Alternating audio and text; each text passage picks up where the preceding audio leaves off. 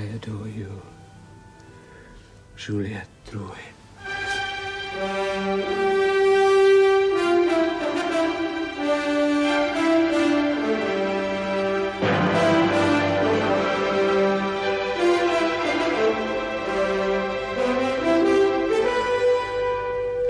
You made a beast of yourself with Juliette Drouet.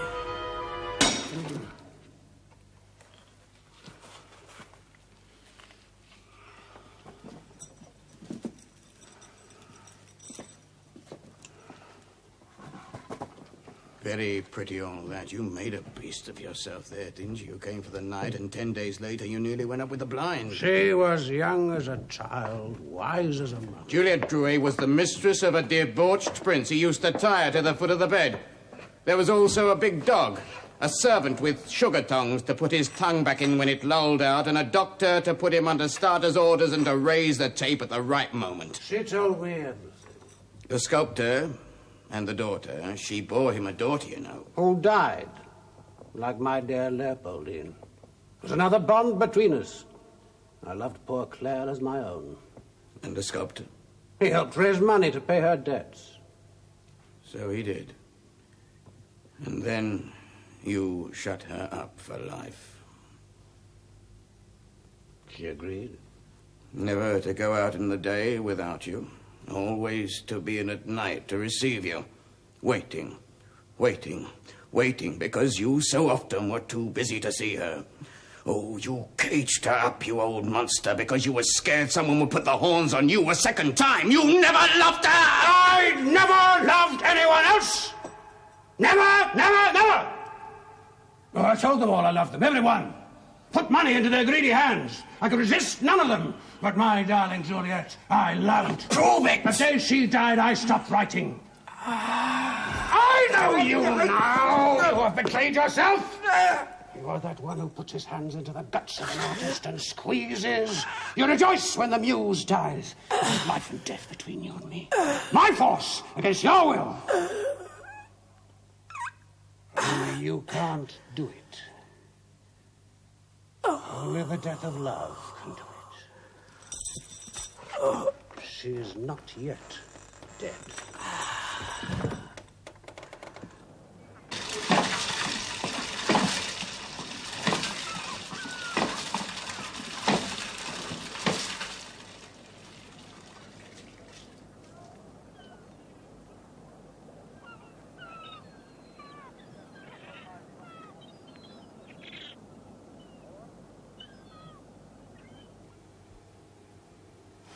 My darling Toto.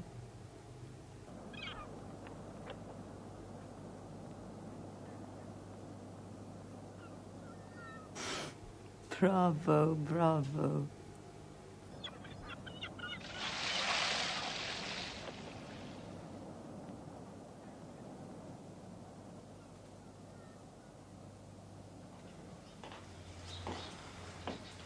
Does he always do that? Every morning. Hot water? No, sir, cold. Oh, my God. He's very strong. Yes, he always was. Except he has a little chest trouble. Oh? Is it bad? He fears congestion in the night, so he has to have someone sleep close to help him. I see. And who is that devoted person, my dear? Me, sir, as long as I don't cough in the night. I salute him. He is a genius. That's what his second lady says, sir. Right. She live here in the house with the family? No, over there. The master bought it for her. Oh, she's a very devoted lady, sir. She copies out all his books and poems in a fair hand. She always did. But faithful as usual.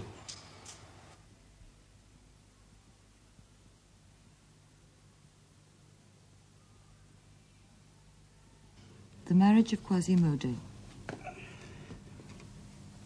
There were found among all the hideous carcasses taken down from the gibbets of Paris 2 skeletons.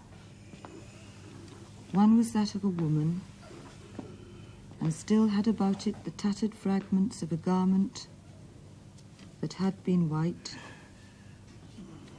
The other, which held this one in close embrace, was the skeleton of a man. It was noticed that the spine was crooked, the head depressed between the shoulders,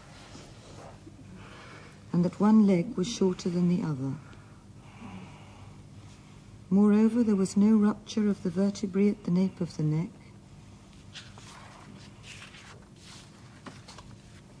whence it was evident that he, unlike the woman, had not been hanged. Hence the man to whom it belonged must have chosen to come there in order to die.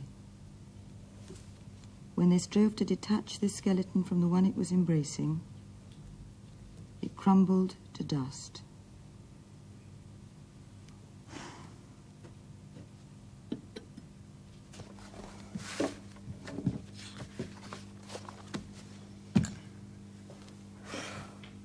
Each year we escaped. For a few weeks we were free to travel in Alsace, in Brittany, along the Rhine. Each year our love was renewed in this short idyll. This is the 10th year. In February, Leopoldine, adorable eldest child of my adorable Toto, was married. Although she was radiantly happy, her father was uneasy and full of vague fears. To cheer him, we took our poor little annual pleasure in August and journeyed to Spain to find again the darling memories of his childhood. The wild music of my first ox cart. The violence, the language of that land of smugglers and poets filled me with a happiness as fierce as the sun. Then there was a day when we came to the Isle of Oleron. Not a sail, not a bird. Low down in the sky at sunset, the moon was visible, round and enormous, staring through the livid mist like the smudged image of herself, red and tarnished. Death was in my heart. I felt the island was a vast coffin with the moon as its candle. We fled back to France to visit Leopoldine and her husband. We came to a village. In the square was a cafe. We entered. It was deserted at that hour of the day. We sat almost directly under a spiral staircase hung with red calico. My beloved was happy again, smiling. The waiter brought us a bottle of beer and withdrew.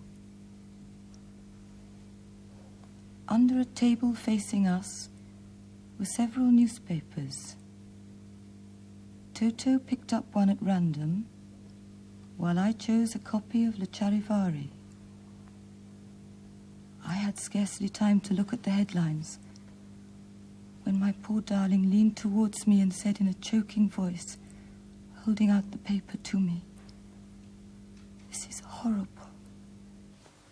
The hull of the boat was too light for the waters. Her husband and his uncle shipped 2 large stones for ballast.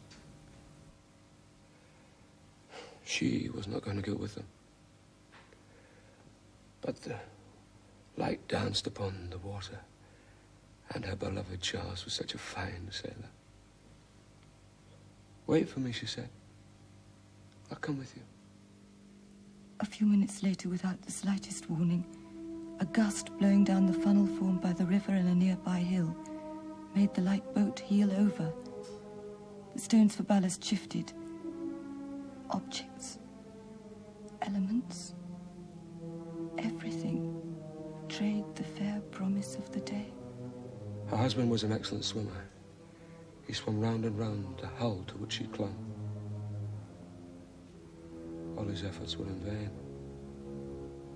So he, who loved her, and had never left her side, deliberately gave up the struggle and let himself sink so that he might be with her to the end.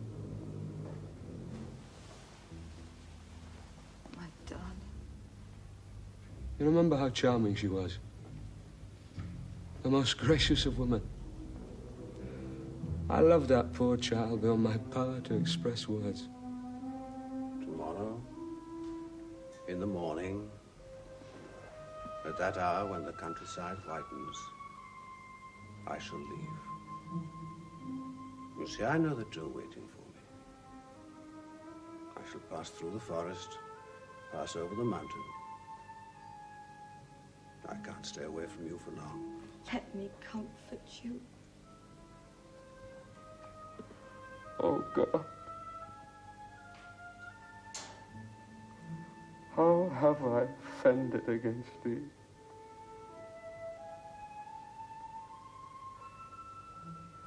Is this the father paying for the guilt of the lover?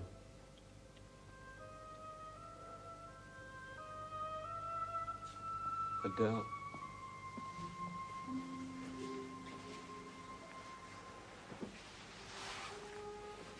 I shall be walking with my eyes downcast on my thoughts, without seeing anything outside, without hearing any sound.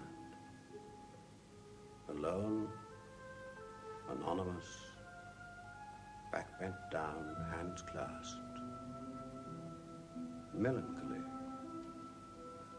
And day will be like night for me.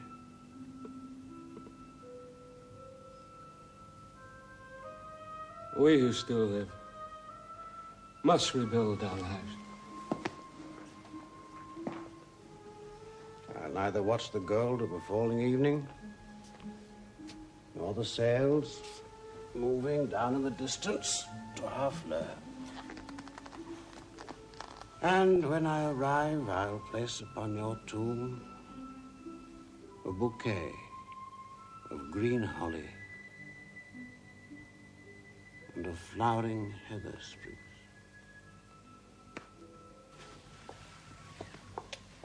Madame Viard. Leone. Leone. You must be astonished, monsieur, to receive such an extraordinary note as that which I sent you yesterday. How cruelly your husband must treat you. And his paintings are so vulgar.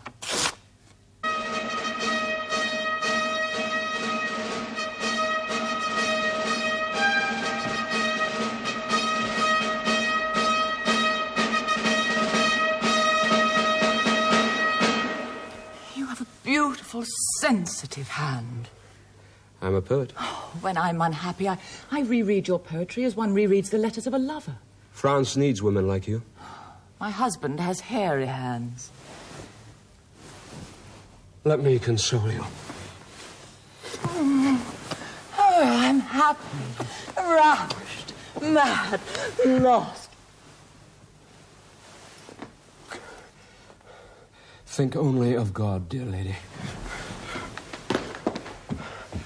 For God is love, and to love ennobles both he that loves and she that is loved. You believe in God? Yes, madam. Oh, how sublime. Not in the church, but in God. I also believe that after this life of misery and anguish, of incessant and never satisfied desire... Never satisfied? Never, to this very hour.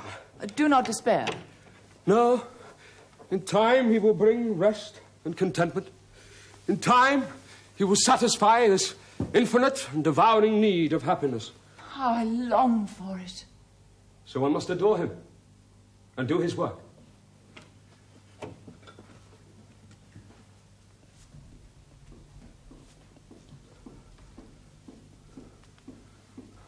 One must kneel before the sea and the sky. Oh, one must love the tree that shakes. One must touch and remember every fruit, every leaf, every flower. Breathe every perfume. All revelations of his omnipotence. Only a poet could express these things. One has to be a woman to feel them.